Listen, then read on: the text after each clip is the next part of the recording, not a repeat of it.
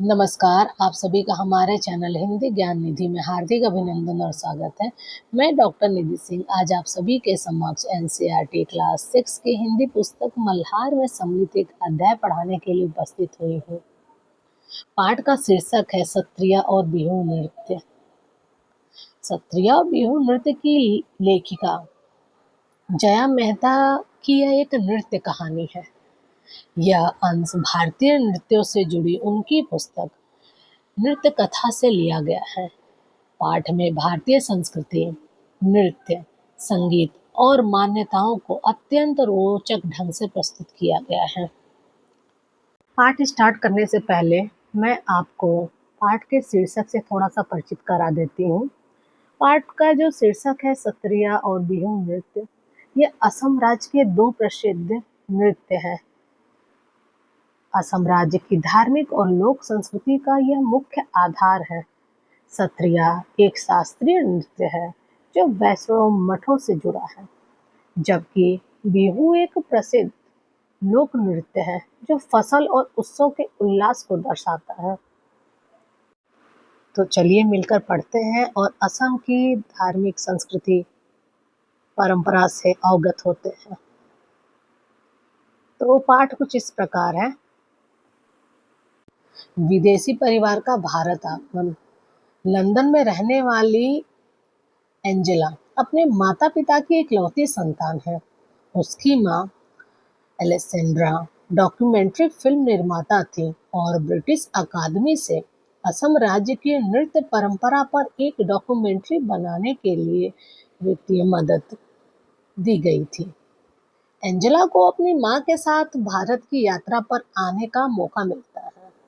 Documentary के केंद्र में असम के जनजीवन में नृत्य के महत्व को तलाशना था। माँ ने यह भी बताया कि उत्तर पूर्वी क्षेत्र में स्थित असम अपने वन्य जीवन, रेशम और चाय बागानों के लिए भी जाना जाता है। आसाम पहुंचकर एंजेला अपने माता पिता के साथ गुवाहाटी के एक होटल में ठहरती है। शाम को पास के एक गांव मलंग में वह बिहू त्योहार देखने पहुंचती है। माँ ने एंजेलो को बताया कि बिहू एक कृषि आधारित त्योहार है जिसे साल में 3 बार मनाया जाता है।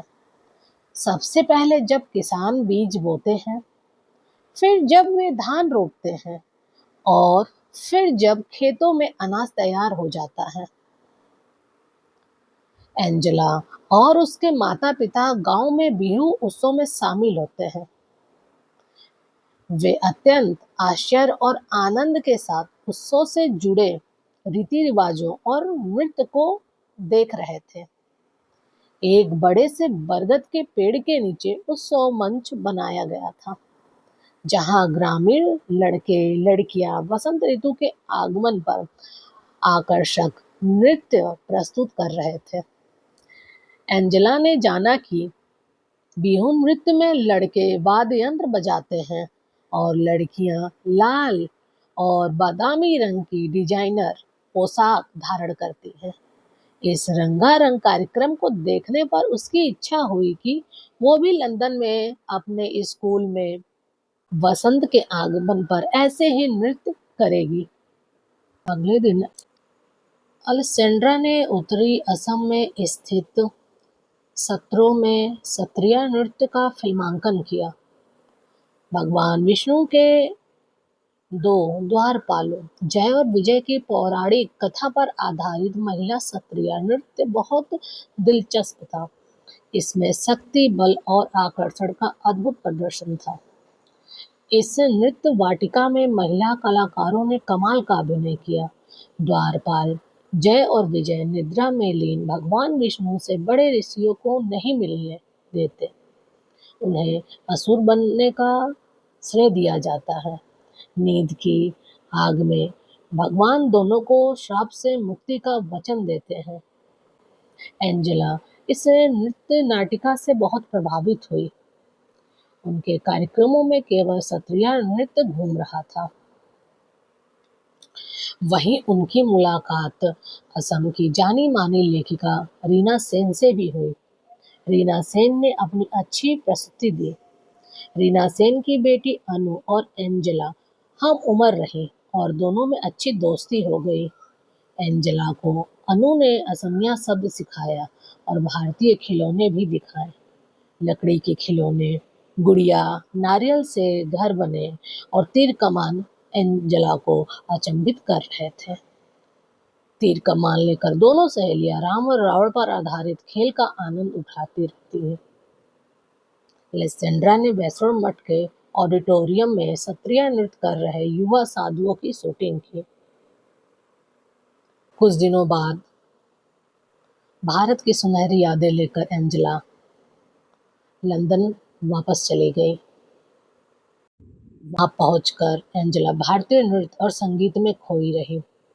अपनी मां की सहायता से एंजेला ने लंदन में समृद्ध भारतीय नृत्य परंपरा को अपनी क्लास में प्रस्तुत किया। स्वयं द्वारा प्रस्तुत नृत्य की वीडियो रिकॉर्डिंग भी प्रस्तुत की गई। एंजेला की रुचि असम के बिहू नृत्य और सत्रिया में बनी रही।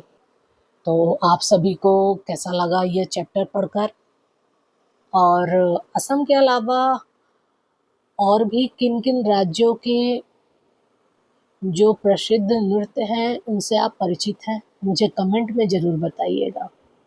तो चलिए फिर मिलते हैं नए अध्याय के साथ नए वीडियो में, तब तक के लिए नमस्कार।